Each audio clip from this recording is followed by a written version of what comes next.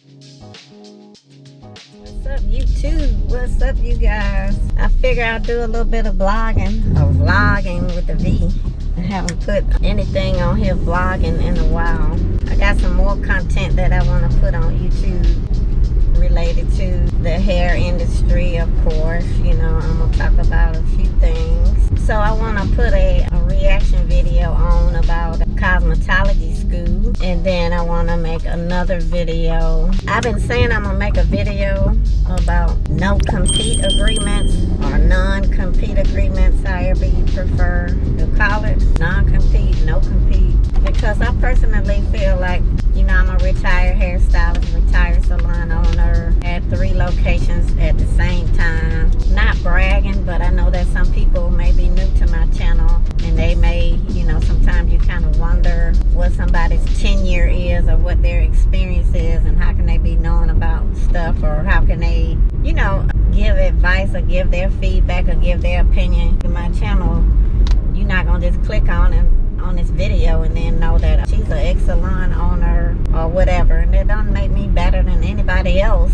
but it's just to let you know, if you're new to my channel, a little bit about me. So I had a storefront salon and 2 salon suites at the same time, so 3 locations simultaneously at the same time. And I predominantly had commission stylists, but I feel like, you know, and I'm an old head, you know, retired stylist. You know, I did hair I was in the hair industry over 30 years, a long time, 30 plus years, which the hair industry was totally different back then than it is now. And then also, I personally feel like, and in all honesty, I don't know what they teach in cosmetology school now, but I feel like back in my day, they didn't teach a lot about, I don't feel a lot about the business side of it, you know, because, you know, when you do hair, or, you know, in the service industry and you serving clients, you know, and you're dependent on clients to pay you, to hand you some money, or hand you a credit card or a check or whatever method of payment you take,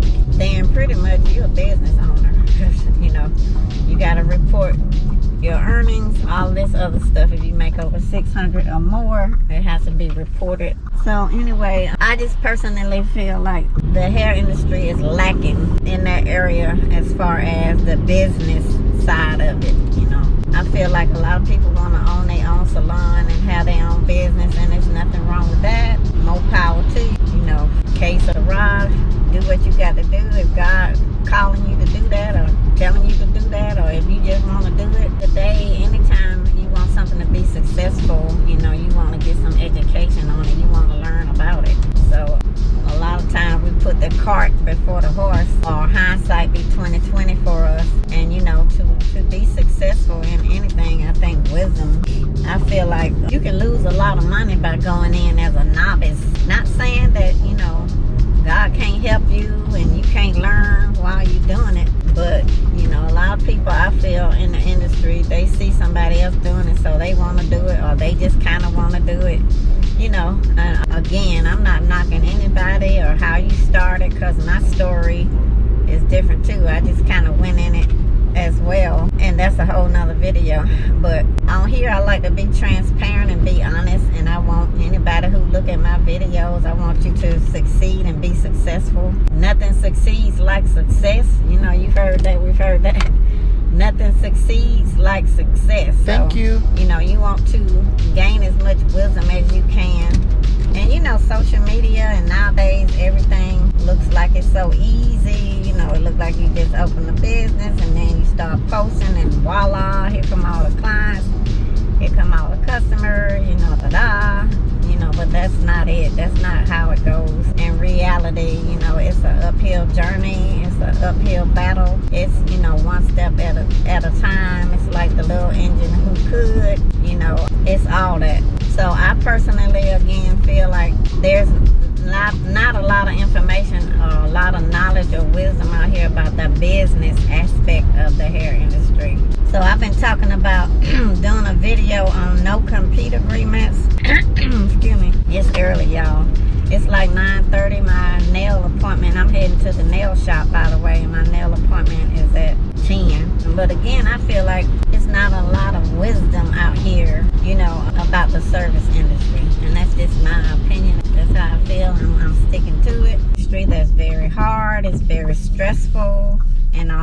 honesty. And I would advise you to get as much information off the cuff, just from the get-go. Get as much as education and wisdom. I'm big on like mentorship. I think a lot of times people don't have other people that they look up to, or that they even tell the person that they look up to them, or that they respect them, or that they want to kind of be mentored by them. I feel like with social media out here and all this information, we out here in the information highway now. It's so much information out here. I think that people just innately feel like they don't need a mentor. They don't need anybody advising them. Like, they don't need no feedback from nobody.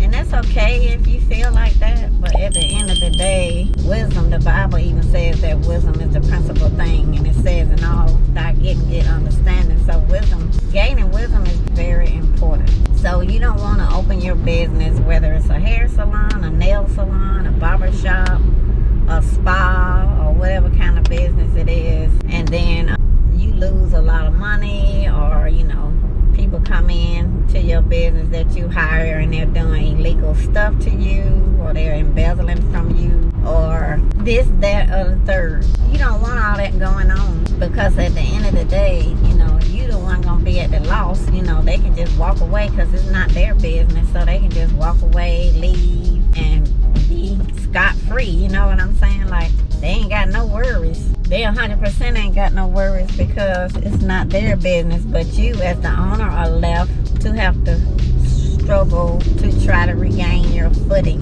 And so this is how the industry can be sometimes. And not saying that I'm against the industry, but what I am against is when people do people wrong, and they do wrong by people. And it just popped in my head, I think last night, and I was thinking like of this question of like, what would you do to start your business? Like, what would you do to get what you want? Like, what would you do? Like, just thinking in my head, like, what all would people do to get what they want? Now, some people, you're going to have those people that they going to work hard to get what they want. They going to strive hard. They going to have their vision board. They going to be doing their research, people for advice. They going to be doing the most. They going to be praying. But then you got the other people on the other side over here who, to get what they want, they'll take from other people. What? They'll embezzle.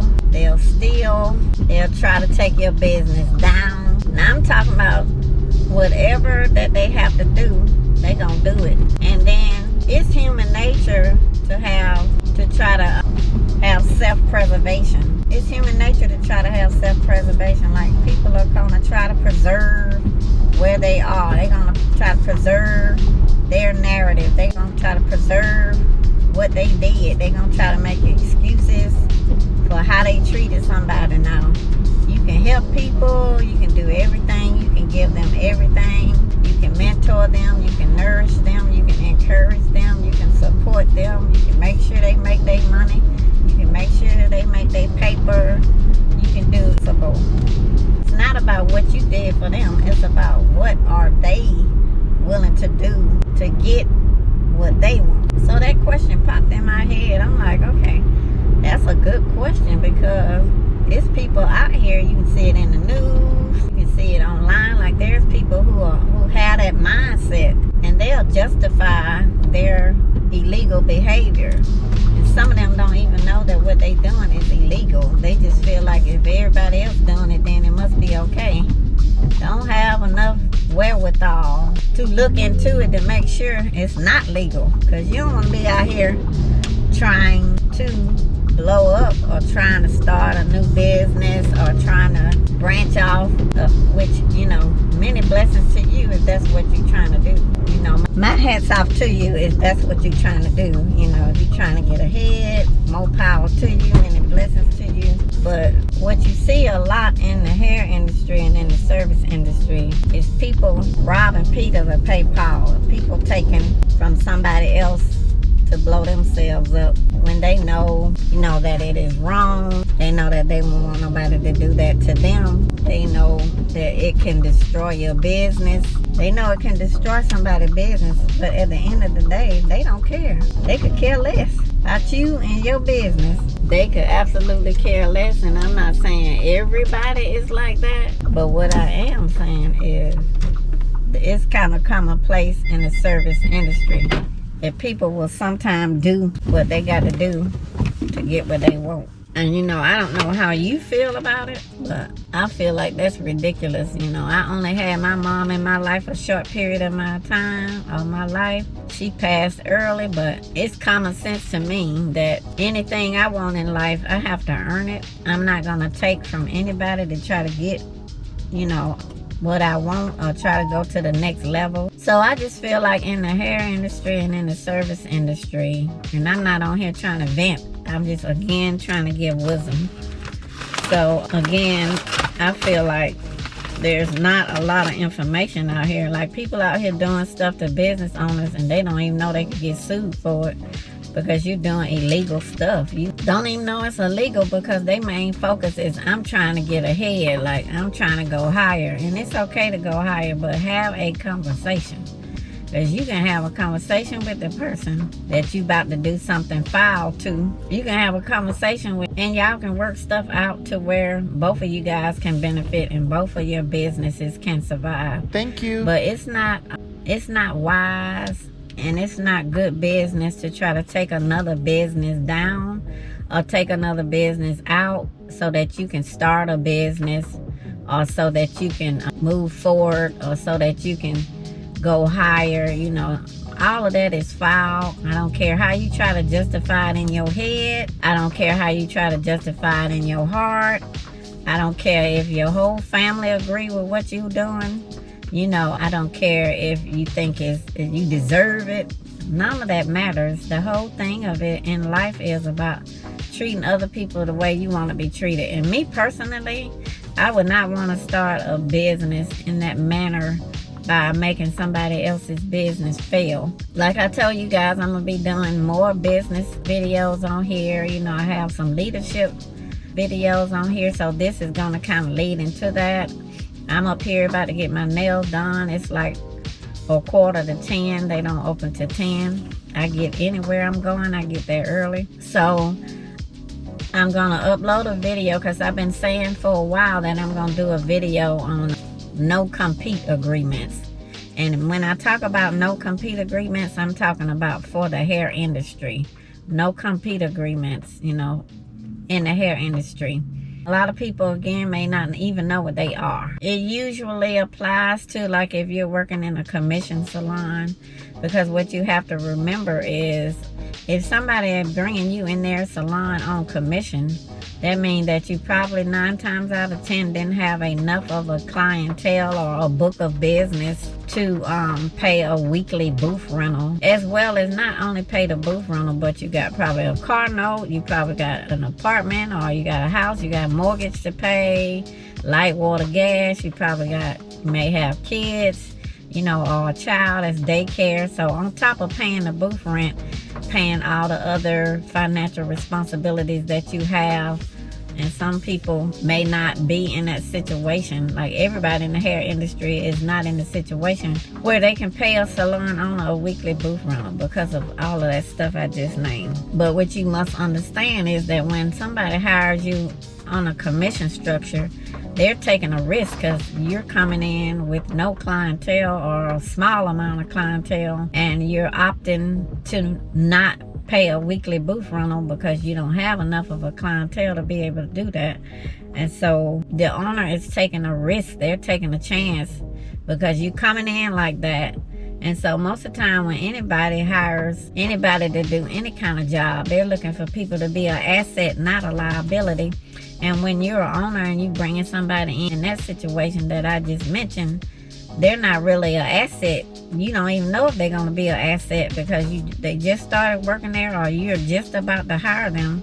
So you're taking a chance that they're going to be productive, that they're going to retain clients, you know, you're taking a chance on them. So you don't know if they're going to be productive or not. You're taking a chance, you're taking a risk. You don't know at the end of the day, you know, you don't know, you know, if they're going to be successful or not, if they got a bad attitude or not, if they know how to be on time or not, la la la la. The no compete, I'm going to get into that, and I'm going to take it into sections because I try not to make my videos last too long. Thank you. I know people don't want to be sitting watching hours long videos. So I'm going to start on that. I may start on it this weekend. Today is Saturday morning. I hope you had a great Valentine's Day yesterday. But I'm going to start on that. And then, you know, a lot of people are afraid of what they don't know. You know, the unknown. You know, I think it's a good thing to sign a no compete. And I'm going to tell you why. It's an agreement is what it is. I feel like in business, in general, in business, it's good to sign agreements, especially in the hair industry, because I've heard of so many owners promising stylists this, that, and the third, and then the owner don't keep their end of the bargain. So for me, as being on both sides of it, I was a hairstylist before. I was a commissioned hairstylist before. I was a booth rental hairstylist before. I was a brick and mortar salon owner before. I was a salon suite owner before. I had 3 locations before. And I worked in corporate America for over 20 something years. So just a plethora of information in his brain.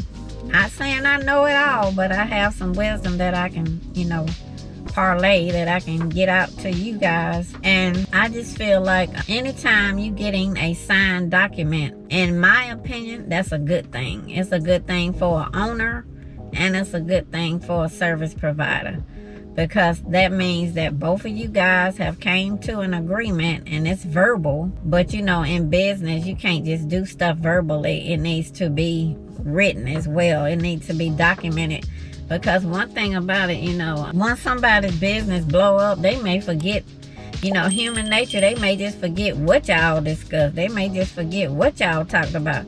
Whether it's documented, it just need to be, to me, an agreement that is typed up by the owner, and that, you know, it's signed and dated by the owner and the hairstylist or the service provider, and dated. And then it can have a date on there that, you know, how long it lasts or whatever. And I think that's the biz that is lacking, in my opinion. And that, so whenever you try to get someone, or you tell them that they're required to sign an agreement, in my opinion, I think a lot of times people get nervous because they're not used to signing any kind of agreement in the hair industry. So, but it covers them as well as it covers the owner too.